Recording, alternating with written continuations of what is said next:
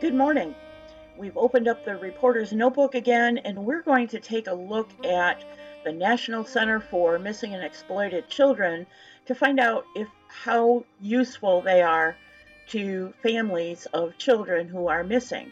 This broadcast is probably going to come off as very critical, and I intend it to be critical because this service to the public should be as easy to navigate and find information about a child who is missing as it is to order pizza online. As you will see, it's not. And for our case study, we are going to use the only case in my case files that is active right now, and that is the case of Summer Wells out of Rogersville, Tennessee, missing since June 15th, 2021. This is the Missing and Exploited Children's website, and the address is missingkids.org. Right away, that's a red flag for most web developers. You want all your information to always be consistent. So Missing and Exploited Children in their logo up here doesn't match missingkids.org. But let's not get hung up on the very first critique. So the menuing system is up here on the top. If you open these dots, you'll get a ribbon that gives you information, and that part is very good. The very first thing in the menuing system is how to get help, which is great. That's as it should be. They've provided this ability to knock the menuing system out of the way so it doesn't interfere. If you run your cursor, it doesn't interfere with the information. And it floats. This is called a floating menuing system. It floats so that you can always get to where you need to go. The nonprofit clearinghouse and comprehensive reporting center for all issues related to the prevention of and recovery from child victimization. NCMEC leads the fight against abduction, abuse, and exploitation because every child deserves a safe childhood. Well, I agree with that. So again, the first thing is directed towards parents of missing children. That's great. And we're going to click on that, and we're going to go to learn more. I'm going to close this because I'm already at the search function, and I've put in the active Amber Alerts. And notice how many there are in Tennessee. There are two. There's Summer Wells here, and Kennedy Hoyle, who is was at the time a missing 2-day-old baby. Searched, I already put this information in to get a result for Summer Wells. Before we go to that search result, let's look at the rest of the page. Here are the faces of people that are being looked for. But here's the problem. Let's click on Lena's. This is Lena, I think her last name is Cahill, out of Texas. We click on it, and what comes up? This page that is supposed to have her certified missing child poster. And as you can see, it's trying to load. I'm going to close this window because I did the same thing for Summer Wells at 5:54 this morning, and it's 8:18 a.m. as of the time of this recording. It's still trying to load. There is no official poster available. There's something important to note about this, and that is not only is the poster not loading, but none of the information is loading. None of it. You can't click on these on the Twitter. You can't click on the Facebook. There's just no information at all this time. And here's something to note. This website is funded in part through a grant from the Office of Juvenile Justice and Delinquency Prevention.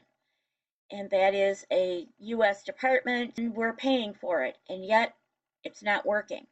Let's go to TBI. It has a permanent news alert for Summer Wells, and it was updated on the 2nd of March, which is last month. And it talks about the targeted search, gives some pictures of the searcher. At this time, there is no evidence she was abducted. However, all avenues continue to be explored, including foul play and the possibility that she wandered off and became lost in the mountainous and rough terrain surrounding her home. We are asking anyone who saw Summer at any time on Tuesday, June 15th, to come forward if they haven't done so already.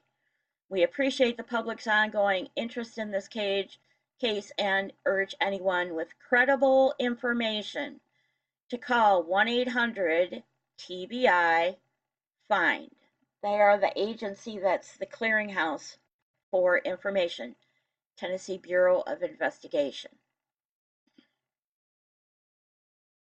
So not only did we see in those pictures that the kids' information doesn't come up, but the missing baby case is actually a murder investigation now, even though the body has not been recovered.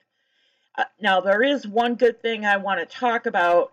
2 publications on that site, and I will have direct links to the 2 publications. They're both in PDF format. One is this checklist of what to do immediately after you call law enforcement when a child is missing.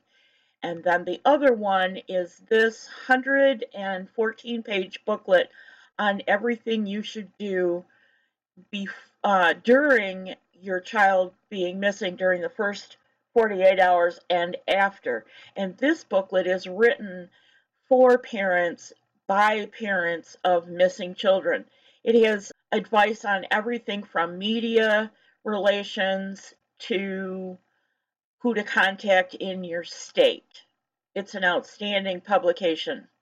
For example, there is a template for any flyers that you plan to have distributed on your child's behalf, and also there is this media guide which includes putting together a press kit as well as any case information that law enforcement wants widely distributed to the public.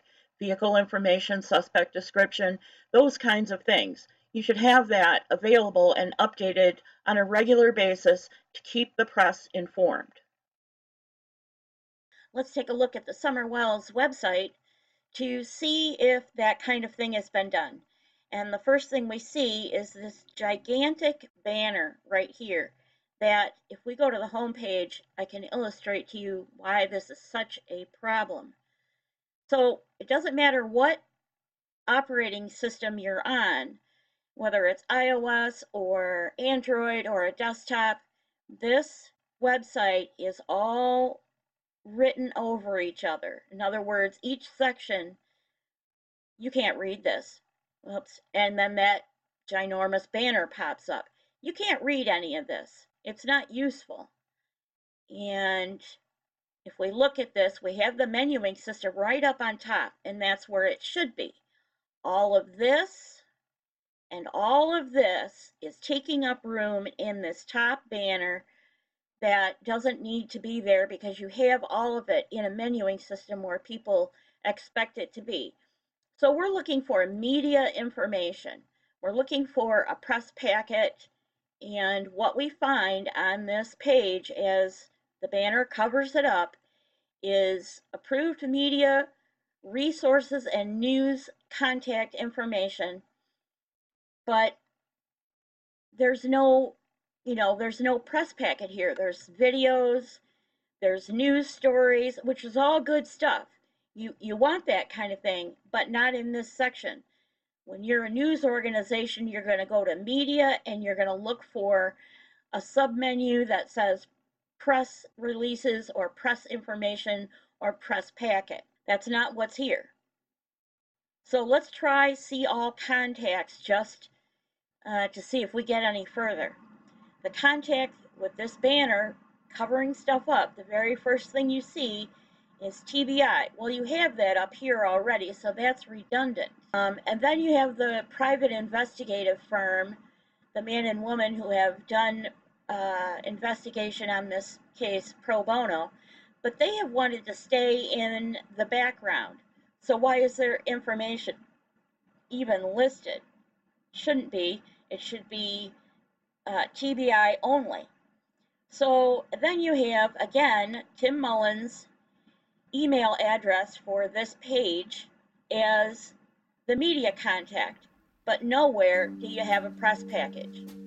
And I'm going to suggest to you that might be part of the problem, is that the public, independent journalists, and so forth, looking for case information, have had to run from pillar to post to find good information. The only place to really find it is TBI Newsroom. 14 days, it will be 10 months. And after 10 months, there's only one question left to ask.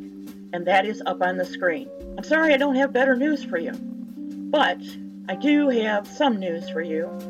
In light of the upcoming Jewish and Christian holidays, I will not be presenting any information other than rescue or recovery in the time frame between April 14th and April 23rd. Please do continue to pray for Summer as well as everyone involved in this case, friend or foe. God bless you. I will see you real soon.